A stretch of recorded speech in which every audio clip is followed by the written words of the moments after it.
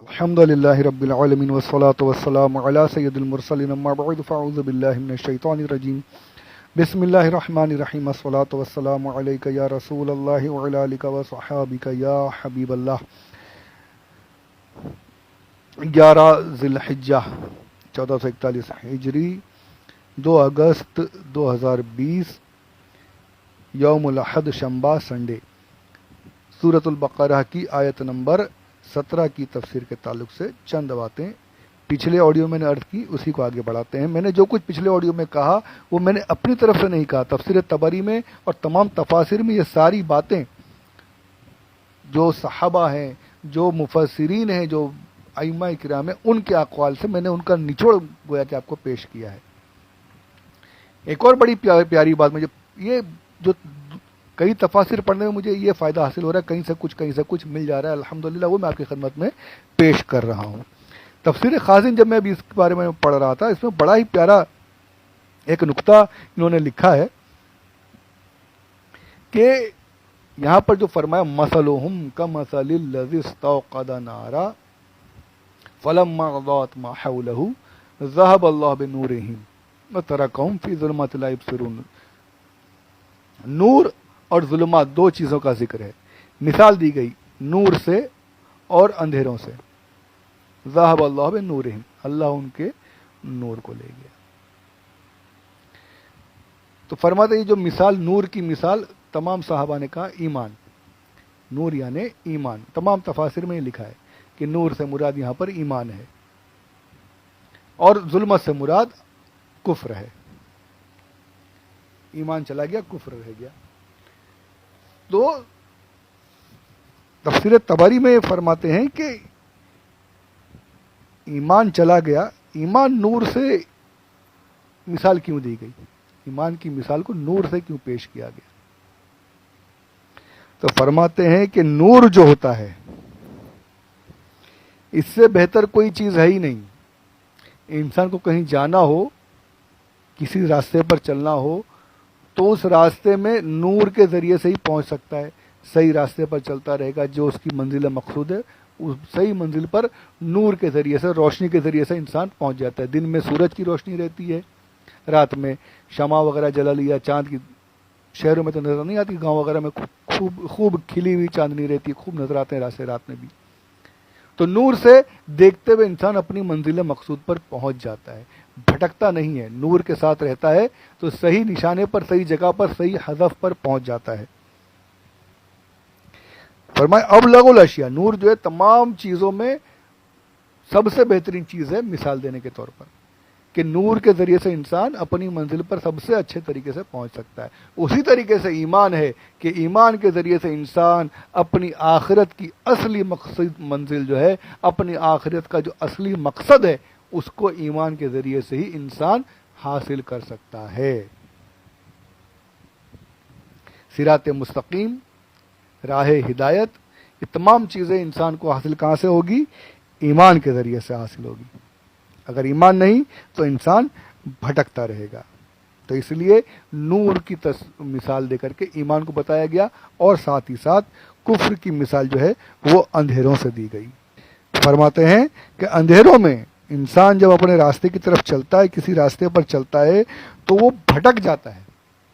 اندھیروں میں صحیح راستے پر نہیں پہنچ سکتا، حیران ہو جاتا ہے، حیرت میں رہتا ہے، یہاں وہاں کہاں جاؤں، بھٹکتا پھرتا منزل تک پہنچ نہیں سکتا، یہاں وہاں گردش کرتا رہتا ہے، نقصان اٹھاتا ہے۔ اندھیروں میں انسان منزل پر نہیں پہنچ سکتا۔ اسی طریقے سے کفر کا حال ہے کہ انسان جب کفر پر مرے گا تو جو اس کی اصل مقصد منزل ہے، جو جنت ہے، اگر کفر پر رہا تو جنت کی راہ اسے کبھی نہیں مل سکتی، گمراہ رہے گا۔ آخرت میں سوائے حیرانگی کے، حیرت کے، اسے اور کچھ حاصل نہیں ہوگا۔ اس لیے نور ایمان ہے اور ظلمت جو ہے وہ کفر ہے۔ کتنی پیاری مثال اور کتنا پیارا سمجھایا جا رہا ہے۔ اچھا، ایک اور بات انہوں نے آگے فرماتے ہیں کہ منافقین کے لیے جو نار کا استعمال، یہاں مثال کیوں دی جا رہی ہے کہ منافقین نے نار روشن کی، استوقد نارا، نار کی مثال کیوں دی جا رہی ہے؟ دیکھو، میں نے کہا نا کہ ایک ایک لفظ پر سوچتے تھے، وہ ساری چیزیں ہمیں بیان کر رہی ہے۔ تو ہم خوش نصیب ہیں، آج ہمیں सामने सामने मिल जा रहा है, लिखा हुआ है, मैं पढ़कर सुना रहा हूँ, आप सुन ले रहे हैं, जो पढ़ते हैं वो पढ़ रहे हैं, अल्हम्दुलिल्लाह। सोचने का उतना, वो तो सोच कर चले गए, वो तो अपनी कब्रों में आराम कर रहे हैं अल्हम्दुलिल्लाह। आज तो हमें पढ़कर उसे सिर्फ जिंदा रखना है, याद रखना है, कोशिश करना है समझने की। तो फरमाते नार की मिसाल क्यों दी? मुनाफिकीन के लिए कुछ और मिसाल भी आ सकती थी ना, नार की ही मिसाल क्यों दी? तो मैंने कहा ना, ये अल्लाह का कलाम है, कोई इंसान का कलाम नहीं है। कि एक लफ्ज जो है वो बिल्कुल फिट, उससे अच्छा लफ्ज आ नहीं सकता। फरमाया नार की मिसाल देने की भी 3 वजूहात हैं। मुनाफिकीन के लिए नार की जो मिसाल दी गई, इस तौक़दा नारा, उसमें 3 वजूहात हैं। फरमाते हैं पहली वजह यह है कि जो आदमी नार यानी आग को जलाता है, उसकी रोशनी जो होती है, तो वो शख्स उस रोशनी को जो पाता है वो आग की वजह से पाता है। आग जब तक है तब तक रोशनी है, आग बुझ गई रोशनी खत्म। यानी जिसने आग जलाई वो जो नूर उसे हासिल हो रहा है उस आग की वजह से हासिल हो रहा है। उस आग की, जब तक आग है नूर है, जब तक नार है नूर है, नार खत्म नूर भी खत्म। नार है तो नूर है, नार नहीं तो नूर भी नहीं। उसी तरीके से जब इन्होंने ईमान का इकरार किया, ईमान का इकरार किया, तो गोया इन्होंने उस आग को जलाया। लेकिन वो इकरार ज़बानी था, दिल में इकरार नहीं था। दिल में इकरार नहीं था उनके, सिर्फ ज़बान पर इकरार था। तो जिस तरीके से जब तक कि आग है नूर हासिल होता रहा, तो उसी तरीके से अगर ईमान दिल में कायम रहेगा तो उस ईमान का फ़ायदा हासिल होता रहेगा। अगर दिल में ईमान नहीं तब उस ईमान का कोई फ़ायदा हासिल होने वाला नहीं। ज़बानी इकरार का कोई फ़ायदा नहीं जब तक कि दिल में एतक़ाद ना हो। सुभान अल्लाह। एक वजह ये बताई कि आग जब तक जल रही है तब तक नूर हासिल होगा। उसी तरीके से दिल में जब तक कि ईमान है उसका फ़ायदा हासिल होता रहेगा। आग नहीं तो नूर भी, रोशनी भी नहीं। उसी तरीके से दिल में ईमान नहीं तो फिर उसका फ़ायदा भी, उखरवी फ़ायदा हासिल होने वाला नहीं। ज़ाहिरी तौर पर दुनिया में मिल जाएगा, ज़ाहिरी तौर पर निफाक करके दुनियावी फ़ायदा हासिल कर लेंगे, लेकिन आखिरत में उससे कोई फ़ायदा हासिल होने वाला नहीं है। अब दूसरी वजह, आग की मिसाल देने की दूसरी वजह फरमाते हैं कि आग जो जलती है कब तक जलती है? आग कब तक जलती रहती है?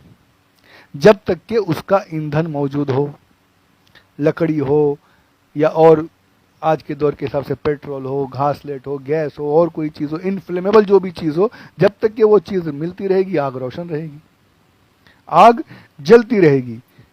आग के दवाम के लिए ज़रूरी है, आग को बढ़ने के लिए ज़रूरी है कि उसकी ईंधन वहाँ पर मौजूद। जब तक ईंधन है आग बढ़ती रहेगी, आग रोशन रहेगी। उसी तरीके से ईमान भी जो है वो एतकाद का मोहताज है।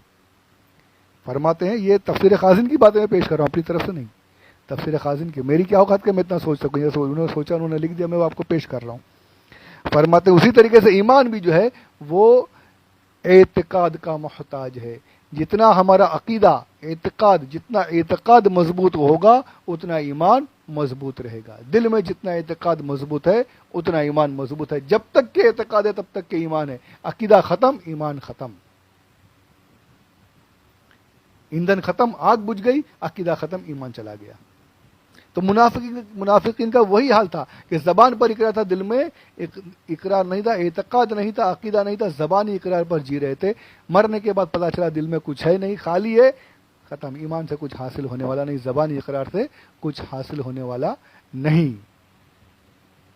ये दूसरी वजह बताई गई कि नार की मिसाल क्यों दी गई, कि अकीदा नहीं तो ज़बानी इकरार से कुछ हासिल नहीं हो सकता। ईमान का कवाम, ईमान की बका, ईमान की मजबूती किस चीज़ से है?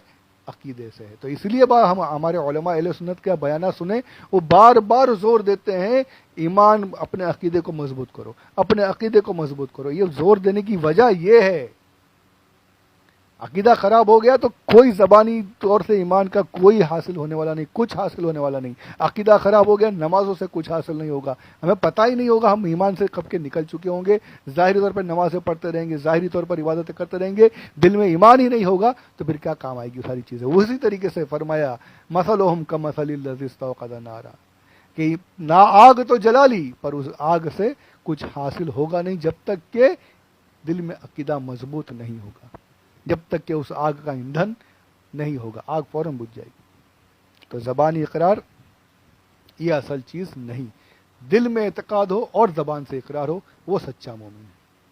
الحمدللہ۔ تو اس لیے فرمایا نار کی مثال اس لیے دی جا رہی۔ اب تیسری وجہ، ایک اور وجہ بیان کرتے ہیں، اس کو بھی آگے سماعت فرمائیں۔ تیسری وجہ یہ بتا رہے ہیں کہ جب انسان اندھیرے میں تھا، جب اس نے آگ جلائی، جو بتایا گیا، مثال دی گئی کہ اندھیری رات میں تھا، جا رہا تھا، اب اندھیرا ہو گیا، اب اس نے آگ جلائی، روشنی بھی، پھر فوراً روشنی بجھ گئی اچانک سے، اب وہ ڈبل اندھیرا۔ اب وہ ایسا ہو گیا کہ پہلے جو اندھیرا تھا، ہوتا ہے اکثر کہ ہم اندھیرے میں ہو، پھر روشنی ہو جائے، دیکھتے ہیں، اور پھر اچانک سے روشنی چلی جائے تو اب اور زیادہ گھٹا ٹاپ اندھیرا جسے کہتے ہیں، ایک دم بالکل اندھیرا، جو پچھلا اندھیرا تھا اس سے بھی بڑھ کر تاریکی چھا گئی، اب تو اور کچھ سمجھ میں نہیں آ رہا، اب تو اور کچھ دکھائی نہیں دے رہا، اب تو کچھ، پہلے تو تھوڑا بہت کوشش کر رہا تھا، اب تو کوشش بھی نہیں کر سکتے، اور زیادہ اندھیرا چھا گیا، بالکل پچھلے اندھیرے سے بھی بڑھ کر اندھیرا، کہ پہلے جو روشنی جلائی تھی اس سے پہلے جو اندھیرا تھا، اب روشنی جلائی اور روشنی چلی گئی، اور اس کے بعد جو اندھیرا چھا گیا وہ تو اور بھی زیادہ ہو گیا، اب تو اور زیادہ تاریکی ہو گئی۔ تو اسی طریقے سے کہ انہوں نے ظاہری طور پر کلمہ پڑھا، پہلے کفر میں تھے، نفاق میں تھے، تب جو تفسیری اقوال میں سب یہی ہے باتیں ہیں کہ انہوں نے نہ حرام جانتے تھے نہ حلال جانتے تھے، کچھ بھی نہیں سمجھتے تھے، مسلمان ظاہری طور پر ہوئے، مسلمانوں کے ساتھ رہے، حلال حرام کو سمجھا، شرک کو سمجھا، کفر کو سمجھا، ایک اللہ کی عبادت کو سمجھا، ساری چیزوں کو سمجھا، لیکن دل میں ایمان نہیں، نفاق بھرا ہوا تھا۔ سرکار صلی اللہ علیہ وسلم تشریف لائے، فوراً مسلمان ہونے لگے، مدینہ شریف میں جب آئے فٹافٹ مسلمان ہوئے، لیکن اس کے بعد سرکار کا جو بغض دل میں بھرا ہوا تھا۔ یہودیوں کا یہی حال تھا، کہتے تھے کیا یہ ان کے اقوال رہے یہودیوں کے، کہ یہ بولتے تھے کہ دیکھو ہم نبی آخر زمان آئیں گے، ہم ان کے ساتھ مل کر تم عربوں سے لڑیں گے اور تم پر فتح حاصل کریں گے، ہم اس نبی کا ساتھ دیں گے، یہ ان کے اقوال تھے۔ لیکن جیسے ہی حضور صلی اللہ علیہ وسلم تشریف لائے، اب یہ بغض میں بھر گئے، نفاق کرنے لگے۔ ظاہری طور پر یہودیوں نے بھی یہی کیا، اور کچھ نام کے مسلمان جو عربوں میں سے تھے انہوں نے بھی یہی کیا، نام کے طور پر کلمہ پڑھ کر ساتھ میں ہو گئے، لیکن پھر نفاق بھر گیا، نفاق کرنے لگے۔ تو نفاق جب کرنے لگے، پہلے جو جس کفر میں تھے، جس شرک میں تھے، جس بری باتوں میں تھے، ان سے بچے، اسلام کے دائرے میں آئے، ان سے بچنے لگے، اور پھر نفاق کر کے جو پچھلے کفر میں تھے، پچھلی تاریکیوں میں تھے، اس سے بھی زیادہ گہری تاریکی میں گھر گئے۔ مرنے کے بعد پتا چلا کہ پہلے جو ہم کفر و شرک میں تھے، جو تاریکیوں میں تھے، اب مرنے کے بعد اس سے بھی سخت ترین عذاب جو نفاق کا عذاب ہے، وہ عذاب اب ہمیں ملنے والا ہے۔ ظاہری کلمہ پڑھنے کا عذاب، نفاق کرنے کا عذاب، وہ اب ہمیں ملنے والا ہے۔ تو اس لیے مثال دی گئی کہ نار کی مثال اس لیے 3 وجوہات بتائی گئی۔ تو تیسری وجہ یہ کہ آگ جلانے سے پہلے جو اندھیرا تھا، آگ بجھنے کے بعد اس سے بھی زیادہ اندھیرا ہو گیا۔ تو اسی طریقے سے منافقین کا حال ہے کہ ظاہری طور پر کلمہ پڑھنے سے پہلے جن گمراہیوں میں تھے، کلمہ پڑھنے کے بعد نفاق ظاہر کر کے ظاہری طور پر مسلمان بن کے رہے، اور نفاق کرنے کی وجہ سے مرنے کے بعد جن برائیوں میں تھے، اس سے بھی زیادہ سخت ترین برائی میں، سخت ترین عذاب میں، ہمیشگی کے عذاب میں، در کے اسفل سافلین میں ہو گئے، اور سب سے زیادہ برے عذاب میں گھر گئے۔ تو اس لیے فرمایا کہ نار کی مثال اس لیے دی گئی۔ سبحان اللہ، سبحان اللہ، اتنے ایک ایک لفظ، ایک ایک بات، سبحان اللہ، کتنی پیاری پیارے ارشادات، سمجھنے کی بات ہے۔ میں جانتا ہوں میں صحیح سے سمجھا نہیں پاتا ہوں، کوشش کرتا ہوں، اب اللہ سمجھنے کی توفیق عطا فرمائے، آپ لوگوں کے ذہنوں کو کھول دے، مجھے صحیح سمجھانے کی توفیق عطا فرمائے، اور اس سلسلے کو جاری رکھے۔ اور بھی انشاءاللہ اس میں باتیں ہیں، اگلے آڈیو میں انشاءاللہ کوشش کروں گا اسے بیان کرنے کی۔ سنتے رہیں، شیئر کرتے رہیں، دعائیں دیتے رہیں، دعائیں کرتے رہیں۔ اللہ ہم سب کو ایمان و عافیت عطا فرمائے، نفاق سے بچائے، سچا ایمان عطا فرمائے۔ آمین بجاہ النبی الامین صلی اللہ علیہ وسلم، وما علینا الا البلاغ المبین۔